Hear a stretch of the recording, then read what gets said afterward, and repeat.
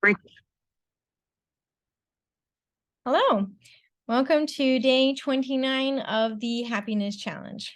So we're getting close to the end, but don't worry, through feedback and just my own reflection and inspiration, I've decided to make, when I finish the 30 days, a 7 days of happiness, but not a challenge, just more something like people can refer to. And my goal is to have like 10 to 15 minute videos, maybe a little longer each, to really dive more deeply into each topic. So that way, yeah, if there's a certain topic you're struggling with, you can go to it for a little more in depth. And yeah, I'll be providing that for free probably in the next week or two. Okay. So lots of love to everyone for that. So today, what I wanted to talk about was time. One of the biggest things that I see that causes unhappiness is people's perception of having not enough time, sometimes too much time. Our relationship with time is very interesting and it does impact our life. People can really beat themselves up feeling like, well, I wasted years of my life. I'm running out of time. I only have, time is flying. I have no time for myself. Like time is such a huge thing that I think it's worth talking about. And I don't understand why there aren't more discussions about it. There's a lot of things that we take for granted with time in terms of your 20s, your 30s, your 40s, your 50s, whatever. Um, there's a saying, I mean, who knows if Buddha said it. But supposedly he said something like, the problem is you think you have time. And what that means is you think you have all the time in the world to just be unconscious, be miserable, just stuck in your loops. Like you don't realize every day is precious and we don't really know. And that's not to say to be negative, it's actually to say to be positive.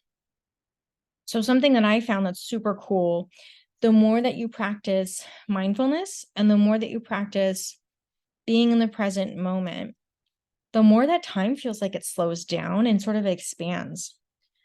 I know for me, I really got into the practice of mindfulness. I started, when I was a kid, I would try to find books and stuff, but I won't really count that too much.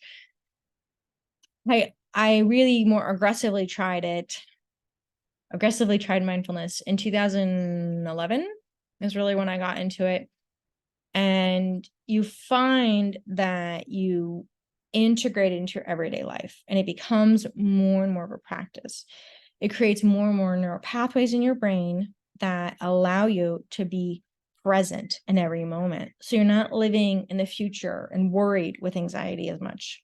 You're not living in the past and being depressed or forecasting negative things and feeling sad. You are more present.